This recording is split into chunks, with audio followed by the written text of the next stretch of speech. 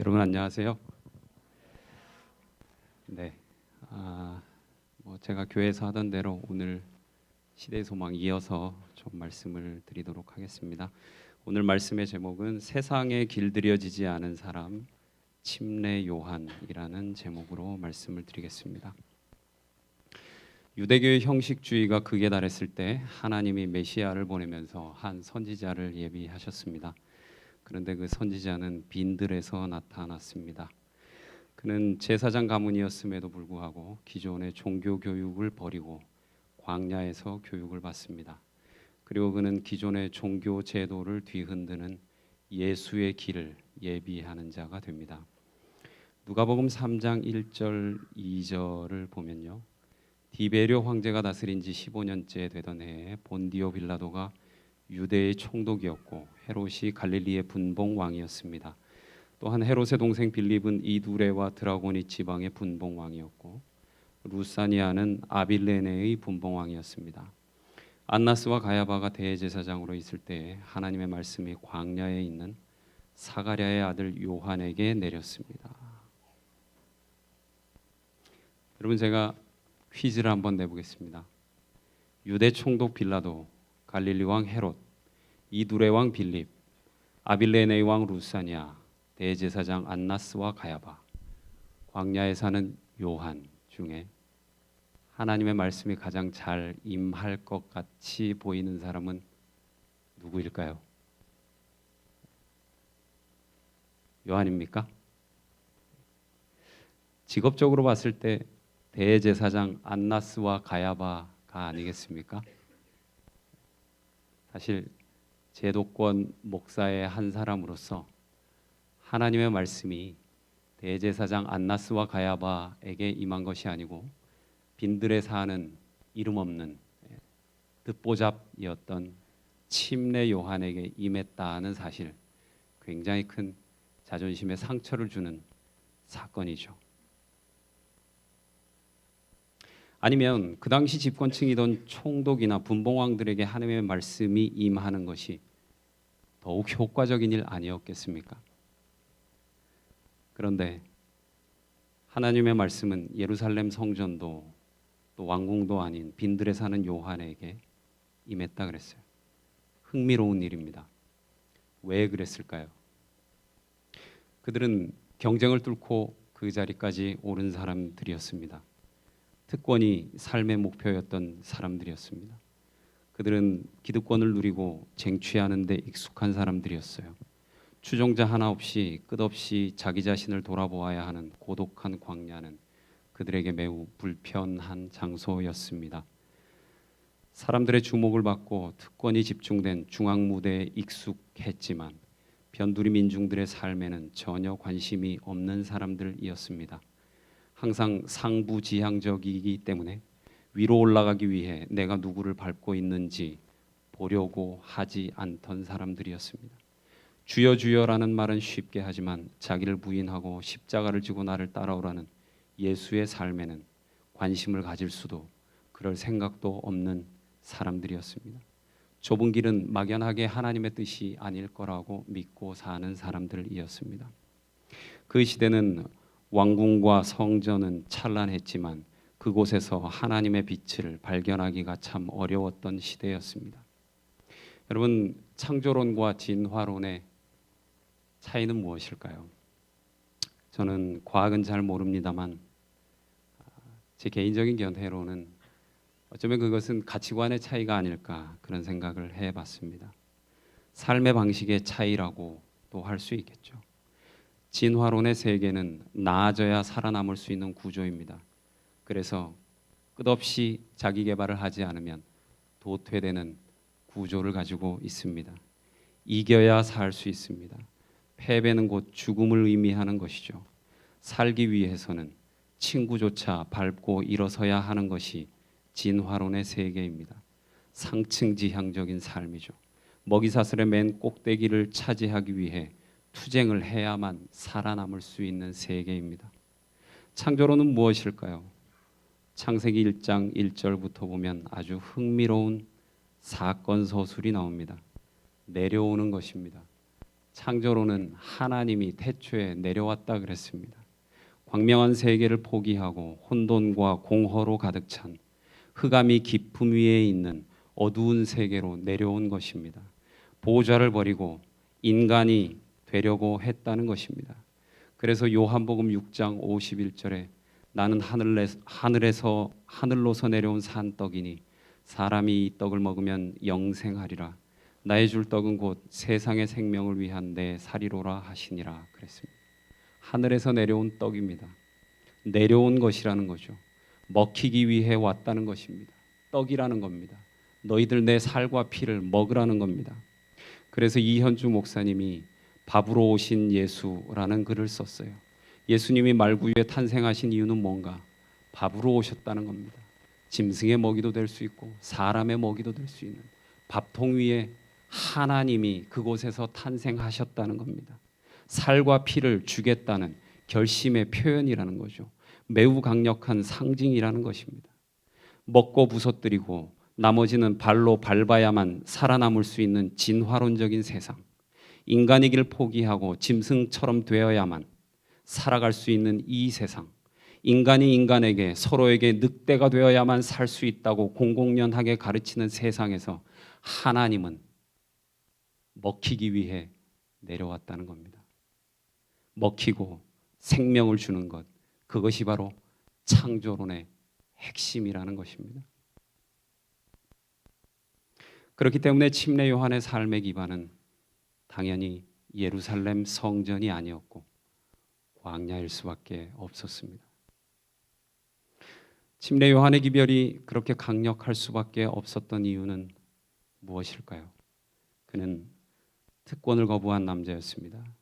그는 제사장의 아들이었어요. 그는 마땅히 제사장 교육을 받고 성전에서 봉사해야 했던 사람이었습니다. 그렇지만 그는 제사장 교육을 거부했고 제사장의 음식과 옷 또한 거부했어요. 속옷과 에봇 받침 겉옷과 에봇을 입고 흉패를 달고 공교히 짠 띠를 띠고 머리에 관을 쓰고 머리에 기름을 발라야 하는 그러한 광이 나는 윤택한 삶을 버렸다는 것입니다. 그는 하나님께 바치는 떡을 먹어야 하는 성직자 계급의 일원이었어요. 그는 첫 번째 난 곡식을 가장 먼저 먹어야 할 의무가 있는 사람이었습니다. 종교라고 하는 피라미드의 최상층부에 위치할 수도 있었던 사람이었어요. 그런데 그는 낙타 털옷을 입고 허리에 가죽띠를 띠고 음식은 메뚜기와 석청을 먹었다 그랬습니다. 그는 가말리엘 문화생도 아니었어요. 산헤드린 회원도 아니었습니다. 그런 그가 무명의 듣보잡이었던 침례 요한이 이스라엘을 뒤흔들었어요. 그리고 헤롯이 가장 두려워한 인물이 되었습니다. 헤롯 왕이 가장 두려워했던 인물이 그 당시에 대제사장이었던 안나스와 가야바가 아니었어요. 여러분, 신기한 일 아닙니까? 종교적인 위치는 영향력과 비례하지 않습니다. 침례 요한이 그렇게 영향력이 있었던 이유는 빈들에서 메뚜기와 석청을 먹고 살았기 때문이었습니다. 그렇게 영향력이 있었던 이유는 설교학을 잘 배워서 테크니컬한 설교를 했기 때문이 아니었어요. 어떤 설교학 교수가 침례 요한처럼 설교할 수 있도록 가르칠 수 있겠습니까? 불가능한 일이에요. 아무도 그렇게 할 수 없습니다. 어떤 사람이 물어요. 재림교단 진리교회인데 왜 이렇게 사람들의 숫자가 적나 모르겠다고, 왜 이렇게 사람들이 진리의 기별을 안 받아들이는지 모르겠다고 말하는 얘기를 종종 듣습니다. 장길자 하나님 어머니, 여자를 하나님으로 섬기는데도 숫자가 많다는데 왜 그렇습니까? 라고 반문하는 사람들이 있어요. 정말 그것은 진리를 듣는 사람들의 문제였을까요? 고민이 생기는 겁니다. 정말 그것은 진리를 들어야 하는 바깥 사람들의 문제인지 우리 안에 있는 문제인지 고민을 하게 됩니다. 요즘 설교가 힐링이 대세예요. 청중들이 계속 주문해요. 목사들아, 설교 준비 좀 잘해라. 그리고 나를 위로해라. 내가 일주일 내내 돈 많이 벌어가지고 11조 하니까 당신은 나를 위로할 의무가 있다. 언제부터 기독교가 위로하는 종교가 됐습니까, 여러분? 예수님 맨날 다니면서 위로하면서 다녔습니까? 아니에요. 예수님이 해결해 주신 것. 예수님은 병 고치는 의사가 아니었습니다. 예수님은요, 사람들의 마음 속에 깊이 그 존재를 끈질기게 괴롭히고 정말 존재를 끊임없이 쇠퇴시키는 그 죄에 관심이 있었어요. 그래서 내가 내 죄사함을 받았느니라 라고 하는 그 말을 항상 덧붙였어요. 그는 사람들의 병을 고쳐주는 데만 관심이 있었던 것이 아닙니다. 사람들을 정말 철저하게 괴롭히는 죄라고 하는 문제를 해결해 주기를 원하셨어요. 그런데도 여러분, 우리가 어디까지 힐링이 되어야 됩니까? 힐링은 우리의 문제가 아닙니다. 우리는 우리 삶의 근본적인 문제를 해결하기 위해서 이곳에 모여야 되는 겁니다. 그런 고민이 있어야 돼요. 제가 설교를 마치고 안식일 날 이렇게 뒤에 서 있으면 저희 교우님들이 예의가 참 바르셔가지고 다 목사님 은혜 많이 받았습니다 하고 인사를 하고 나가세요.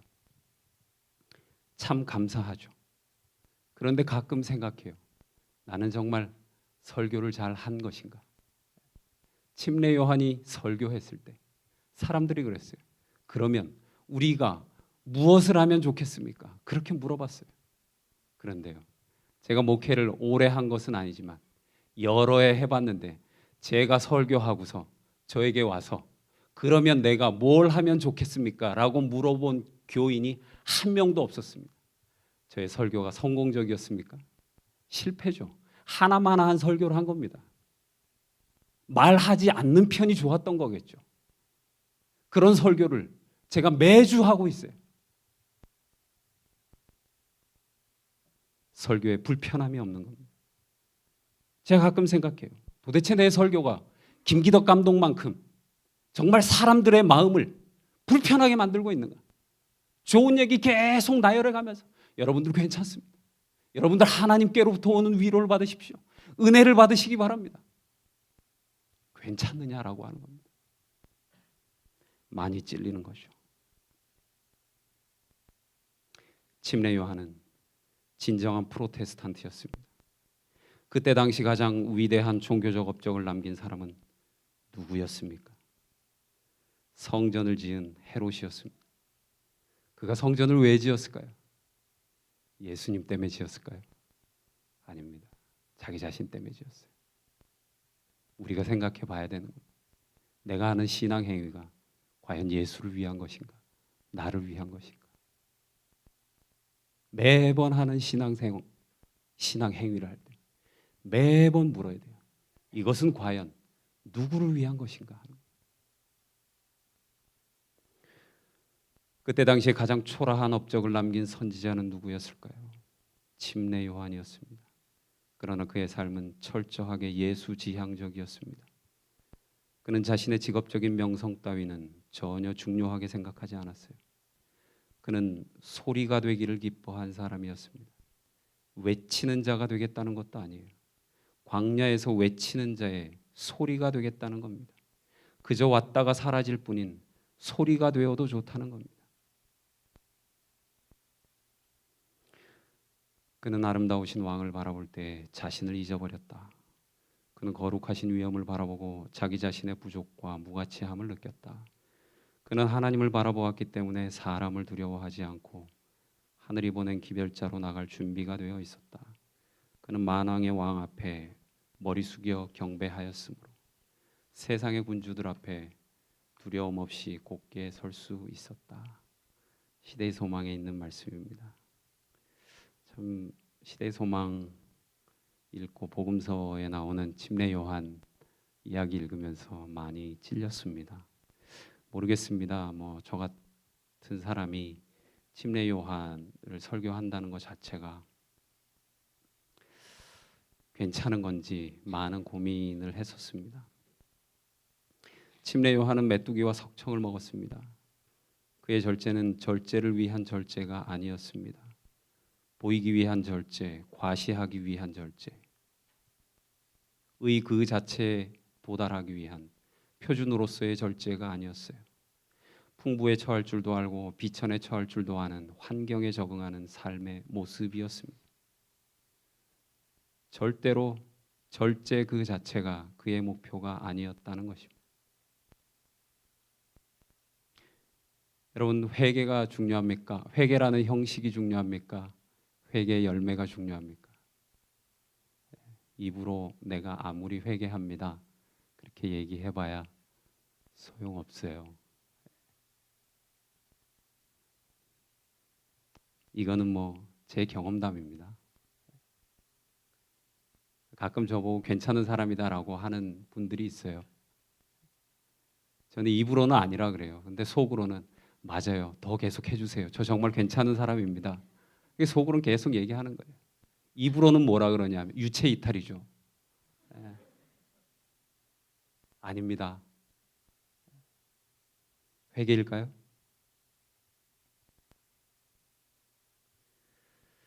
침례 요한이 메뚜기와 석청을 먹었으니까 우리도 그런 검소한 식생활을 해야 한다라고 가르친다면 그것은 주객이 전도된 기별을 전하는 것일 겁니다.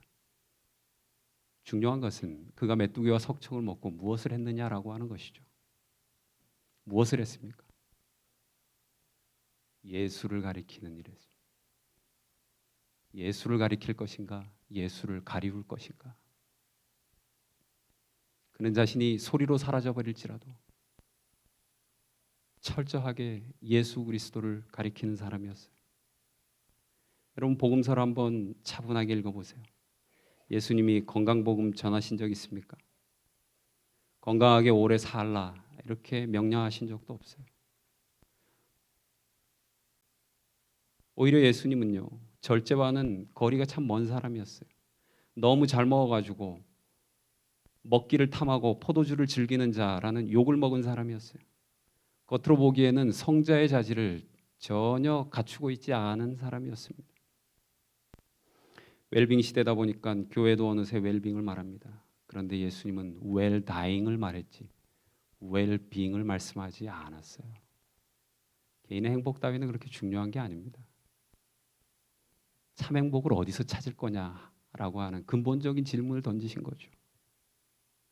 성경은 장수라고 하는 긴 시간에 그렇게 큰 의미를 두지 않는 것 같아요. 긴 시간이라고 하는 것은 성경을 기술한 인간에게 의미가 있었던 것 같습니다. 무한이라는 개념을 가진 성경에서 인간들의 시간을 비교하는 것, 그 사람이 10살을 살았건 그 사람이 100살을 살았건 무한이라고 하는 시간 개념을 가진 이 성경에서 10년과 100년이 도대체 어떤 차이가 있겠습니까? 영원하신 하나님께는 하루가 1000년이고 1000년이 하루일 수밖에 없는 겁니다. 무두셀라의 969세와 현대인의 80년이 하나님의 보시기에는 별 차이가 없어요. 근데 어떤 사람이 이렇게 가르쳐요. 예수 믿으면 잘 산다. 예수 믿으면 건강해진다. 그게 정말 예수님 설교의 핵심적인 부분이었습니까? 이 땅에서 30년을 살건 100년을 살건 그것은 전혀 중요한 것이 아닙니다. 그것은 땅의 논리일 뿐입니다. 세상의 삶은 시간으로 측정할 수 있지만 신앙인의 삶은 사명으로 측정 가능하다는 것입니다. 얼마나 살았느냐라고 하는 것보다 이 순간 너는 하나님이 살라고 하신 하나님이 너에게 주신 그 사명을 바라보고 있으며 그 사명대로 살고 있느냐라고 하는 것입니다. 그렇다라고 하면 우리가 오늘 하루를 살고 내일 죽어도 전혀 상관이 없다는 겁니다. 그렇다라고 하면 우리가 오늘 이 사명을 오늘 하루 감당을 했다라면요, 내일 예수님이 이 땅에 오셔도 전혀 문제가 없다는 거죠.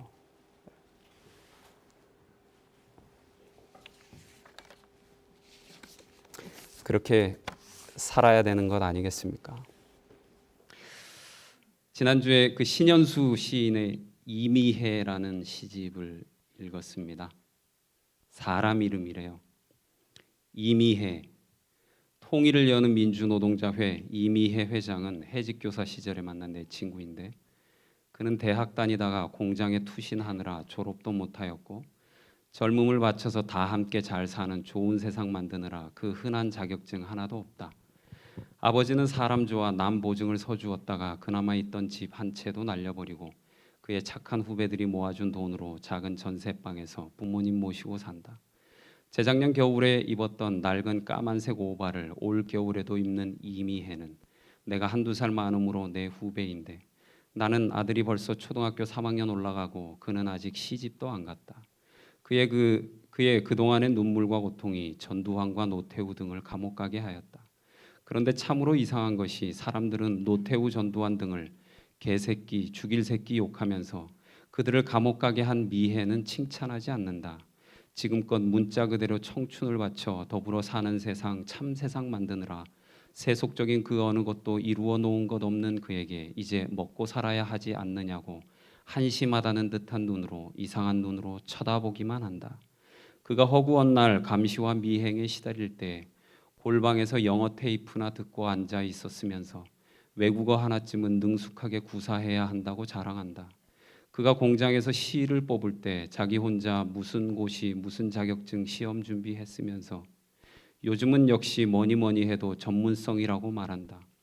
그가 거듭되는 집회와 시위, 회의와 모임에 참가할 때 컴퓨터 앞에 앉아 컴퓨터 게임이나 두드렸으면서 요즘 세상에 아직 컴퓨터도 모르느냐고 비난한다. 계절이 바뀔 때마다 기침이 그치지 않는 미해는 내 동생인데, 대학도 졸업하고 운전면허증에 선생 자격증도 있는 나는, 테트리스도 아주 잘할 줄 아는 나는 그에게 아무것도 해준 것이 없다.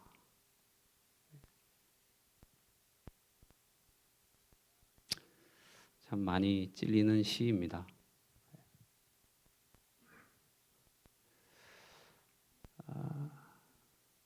세이교회에 와서 설교를 한다니까 참 많이 부담스러웠어요.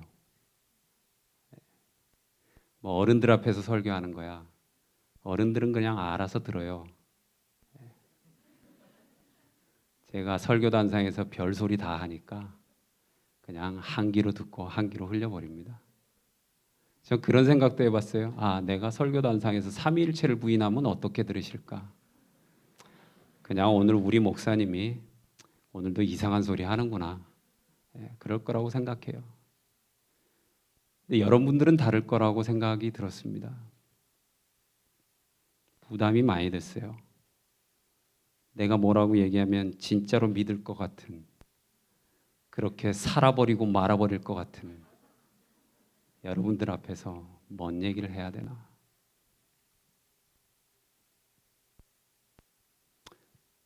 뭐 자신은 없지만 그래도 우리가 젊을 때 침례 요한에 대해서 좀 생각을 해보는 게 좋겠다는 생각을 했습니다. 우리가 이단이라는 비난, 사회적인 비난을 많이 접하면서 어느새 화이트 부인을 저술가로 소개하는 경우가 참 많아졌어요. 틀린 말은 아닙니다. 책 쓴 분이니까. 그런데요, 지금 시대는 오히려 예언자를 필요로 하는 시대입니다. 제가 정재용 교수님이 쓴 한국교회 10년의 미래라는 책을 읽었어요. 그 책에 보니까 이렇게 써 있었어요. 예언자가 필요한 시대라는 거예요. 우리는 그 선지자 때문에 욕을 먹고 있는데 이 사람은 도로 예언자가 필요한 시대라는 겁니다. 예언자는 대세를 따르는 자가 아니다. 대세를 따르기만 하면 된다면 예언자는 필요 없을 것이다. 사회에서 성공하고 최고가 되라고 가르치기보다 힘들고 어려운 여건에서도 하나님의 영광을 위하여 사는 것이 어떤 것인지를 가르치고, 나아가 더 어려운 이웃을 돕고 약한 사람을 배려할 수 있도록 가르쳐야 한다. 이것이 오늘날 이 땅에 교회가 존재하는 이유일 것이다. 대세를 따르는 것이 아니고 대세를 거스를 수 있는 예언자와 같은 사람이 필요하다는 겁니다.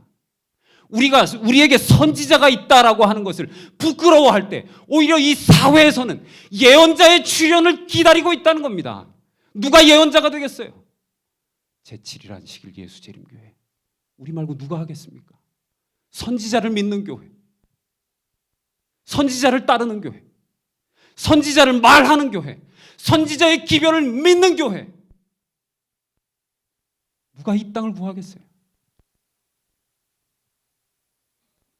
저는 여러분들이 뭘 하시든 관심이 없어요. 정치인이 되시든 아니면 길거리에 고귀한 일을 하는 환경미화원 일을 하시든 아니면 동네에서 폐지를 줍는 노인, 어르신과 함께 다니면서 그 일을 하든 중요한 것은 우리에게 시대가 요구하는 대세를 거스를 수 있는 스피릿이 있느냐 하는 겁니다. 홀리 스피릿이죠. 늦은 비 성령을 기다리는 교회 아닙니까? 그 영은 도대체 무엇일까요?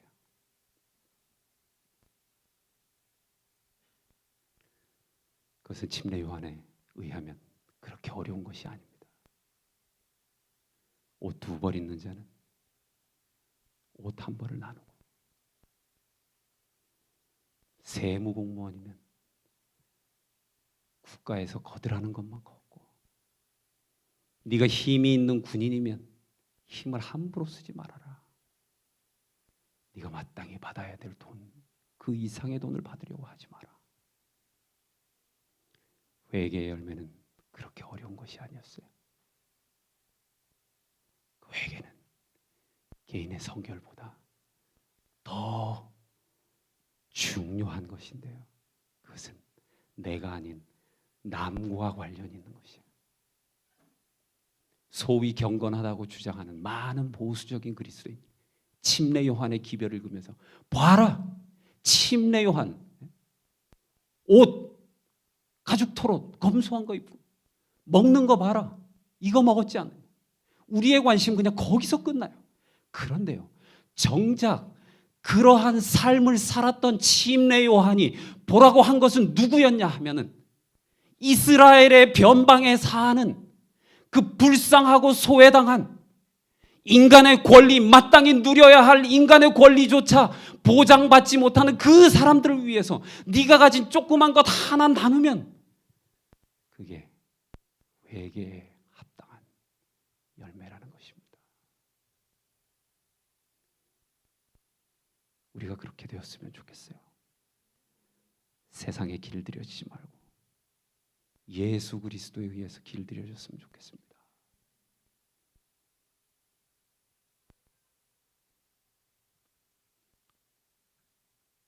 말씀을 줄이면서 시대의 소망에 한 구절 말씀 읽어드리고 말씀을 줄이도록 하겠습니다.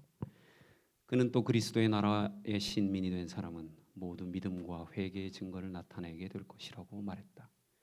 친절, 정직, 충성이 그들의 생애 가운데 나타날 것이다. 그들은 궁핍한 자들을 도와주고 그들의 예물을 하나님께 드릴 것이다. 그들은 의지할 데 없는 자들을 보호해주고 미덕과 동정의 모본을 나타낼 것이다.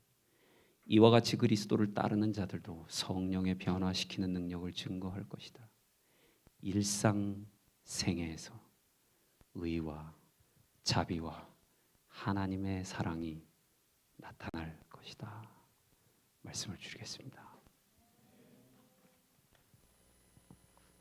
하나님 아버지, 저희들에게 귀한 안식 주셔서 감사합니다. 침례 요한의 삶을 생각해 볼 수 있는 특권 주신 것 또한 감사합니다.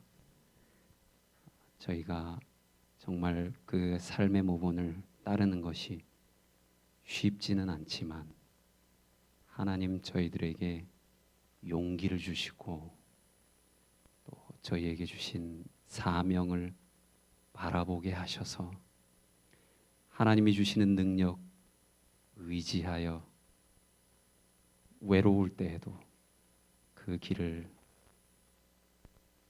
한 걸음 한 걸음 나아갈 수 있도록 도와주십시오. 하나님을 사랑하고